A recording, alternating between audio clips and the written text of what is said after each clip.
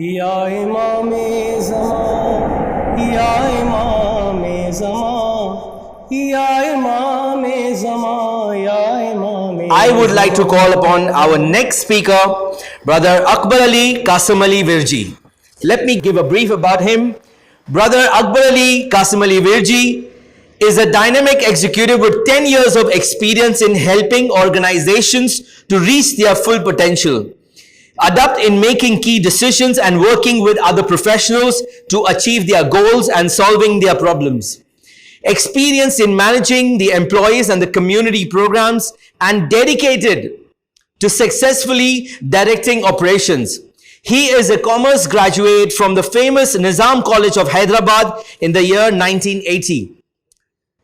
A law graduate from Mumbai University in 1983. He has also completed an intermediate level of cost and works accountancy.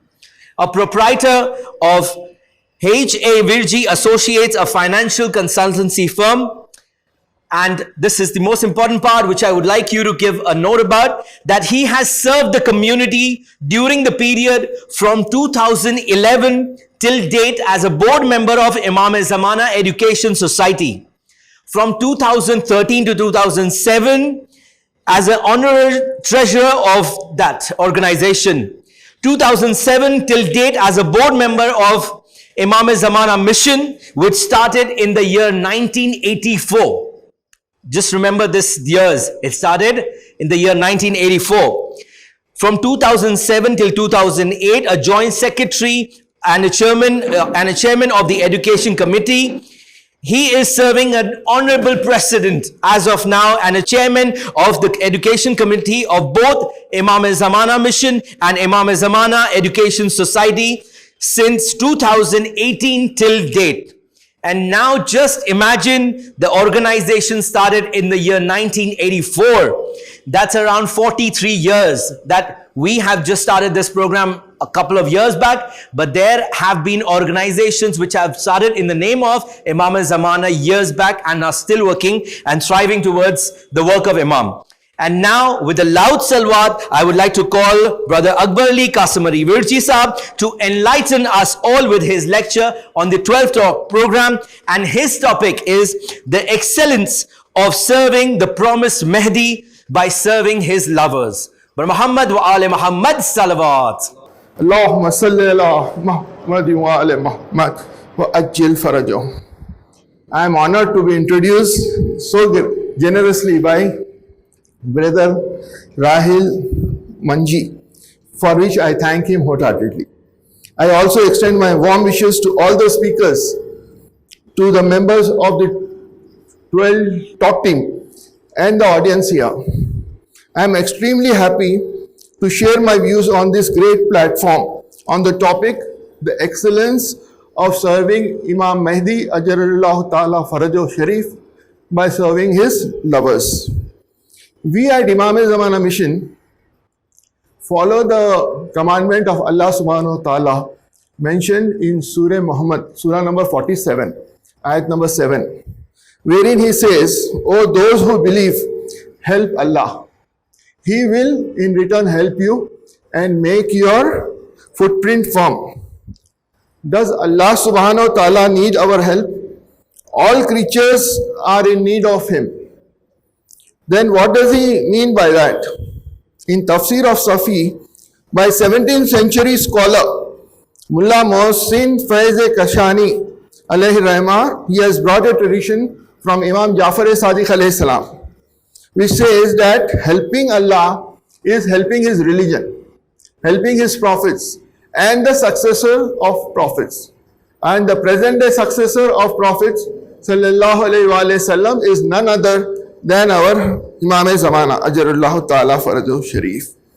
The duties and responsibilities which goes with serving as president of Imam-e-Zamana are vast. Imam-e-Zamana Mission is an organization, as mentioned in my introduction, which was set up in 1984, and its activities include providing housing for the underprivileged section of our community. In pursuance of that, we have already established 64 flats known as Batul Bagh and another 20 flats known as Baitul Khaim complex. in the main city of Hyderabad. And over and above that, we have constructed numerous dwelling units for our community members who are owners of small plots and who were living in, juggies and the kacha houses. That also, we have mobilized funds and we have made them all RCC. They are the owners, we have only done the construction. They already had the plots and all that. Other than this, we are also helping in case of medical emergencies and a token of contribution in cases of marriage. For that also we undertake. And as you can see, we had a very glorious past.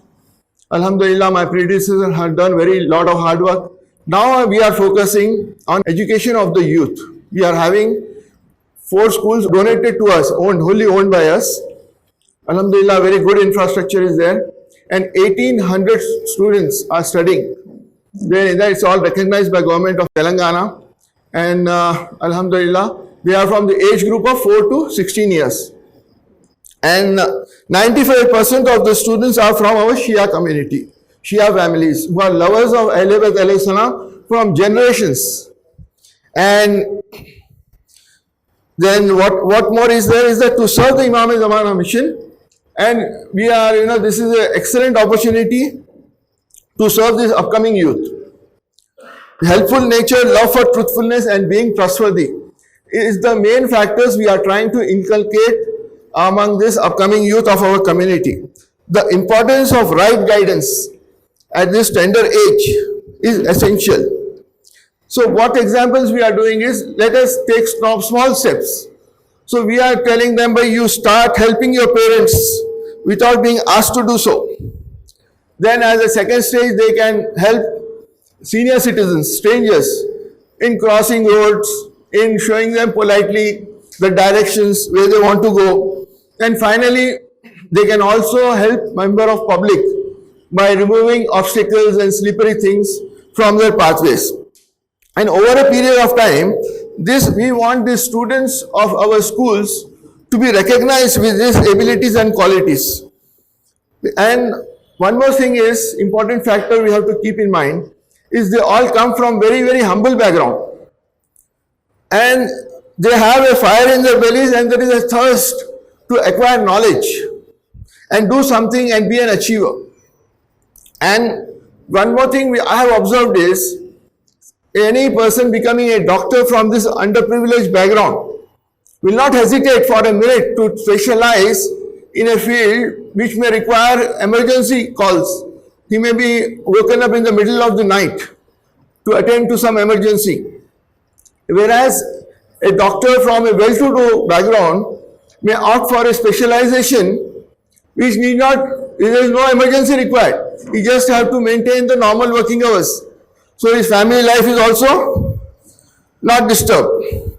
Then on my visit to schools, one interesting observation I have noticed is, all the principals insist that the staff and students speak in English.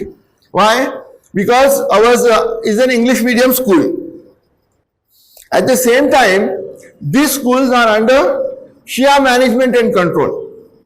So what I feel is, it is absolutely necessary and essential to observe the practice and teachings of Ahlul Bayt alayhimus salam. And one more thing that comes to my mind is, we come across various advertisements, say for example, sale of automobile. How do they advertise it? They say that this particular vehicle belongs to a doctor, a Parsi gentleman. Why do they mention that particular characteristics? Because it's a general impression that those vehicles will be well maintained. So similarly, the point I am coming to is that we should also develop that culture. Okay? When they see us, they should feel, okay, this is the lover of Ahlul Bayt. So automatically the stamp should come, and this will come when our younger next generation, grow up with these values, these attitudes. And similarly, one more thing is there, you might have noticed that Gujaratis, Marwadis, people assume that they are very good businessmen.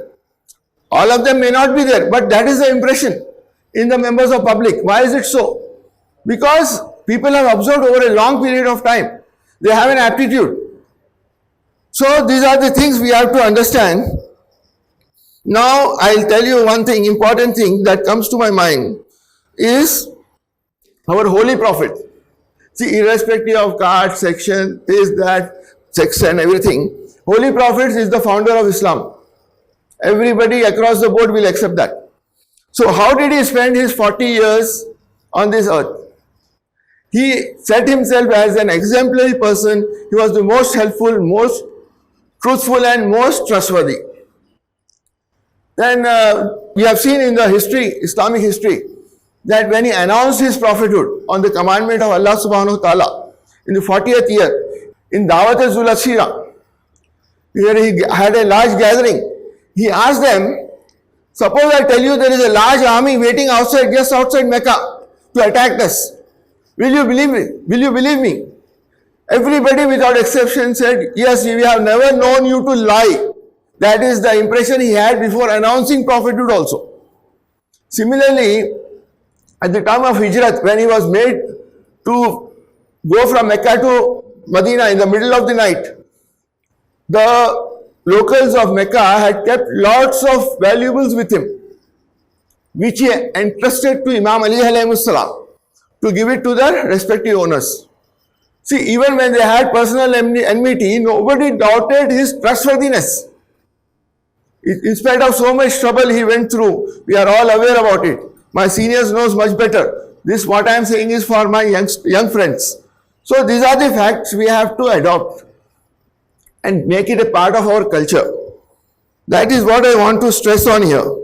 Then secondly, since we are the followers of the best of creation of Allah subhanahu wa ta'ala, and these things we have to follow on individual levels and on the levels of an organization like Imam-e-Zamana Mission, these three factors of helpfulness, truthfulness and trustworthiness.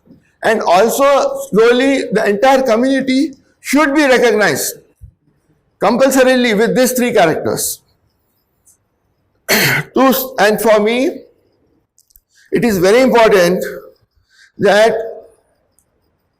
these factors should be ingrained in my students that we are catering to.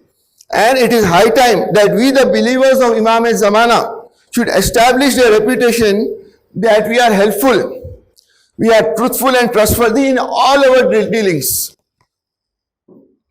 Then we can start with ourselves and then others will see the benefit. See, this is all for self-benefit. By adopting these characteristics, we are not going to benefit others. That over a period of time, everybody will realize everything is with a selfish interest we need to do. Then automatically things will be set right. Ultimately, the net beneficiary is us only. Nobody else is benefited with all this.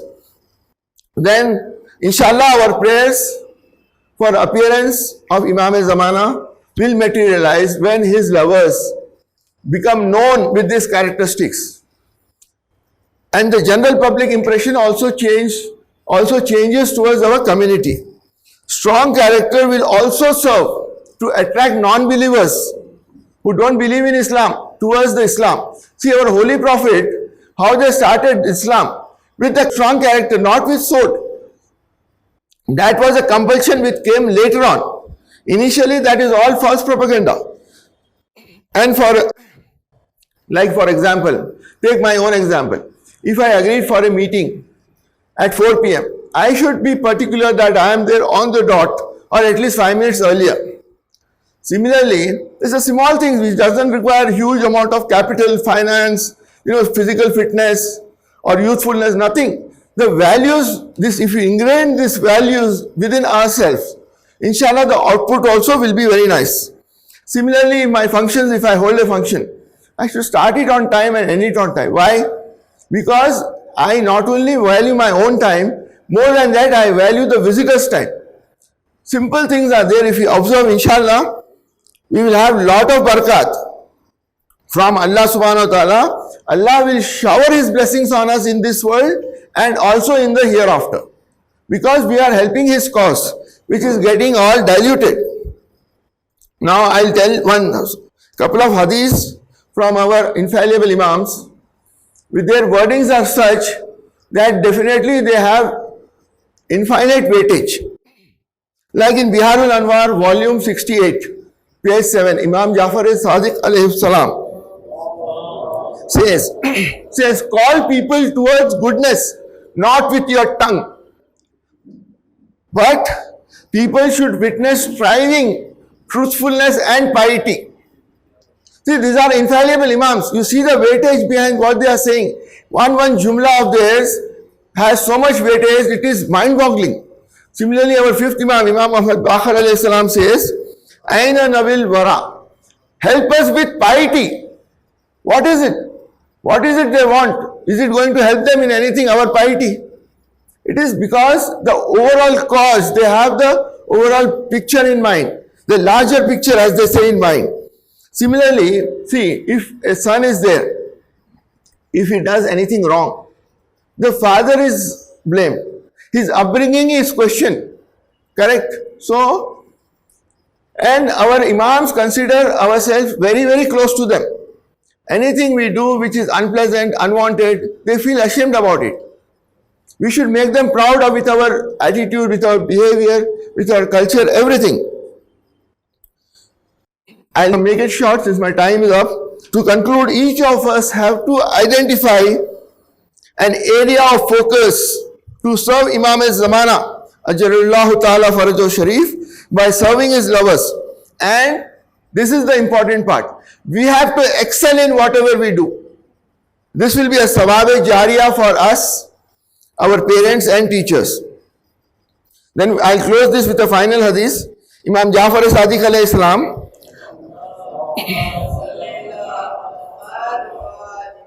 was asked by one of his lovers a question that is Qaim alayhi salam born during his time, in the time of sixth Imam? Just imagine how many years before the actual birth of Imam Zamana. He replied no, but he said, I would love, his wordings I will replicate exactly because it is a hadith, I don't want to mix my own words in that.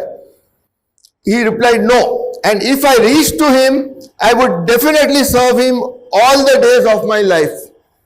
What does it mean? Our sixth Imam has expressed his longingness to be present in present era of Imamat of Imam Zamana. We are so fortunate to be living in this era, which our sixth Imam desired with all his heart.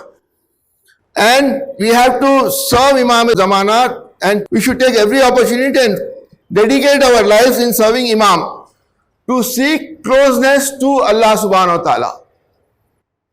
Qurbatan ilallah. So I sincerely thank you all for giving me your valuable time. Inna Allaha wa malaikatuhu yusalluna ala nabi. Ya ayyuhallazina amanu sallu alayhi wa sallimu taslima. Allahumma salli ala Muhammad wa ala Muhammad wa ajil farajahu. Thank you, sir. MashaAllah. आरिज़ा इसलिए खाके शिफा से लिखा है, जरूर होगी नायत इमाम आखिर की।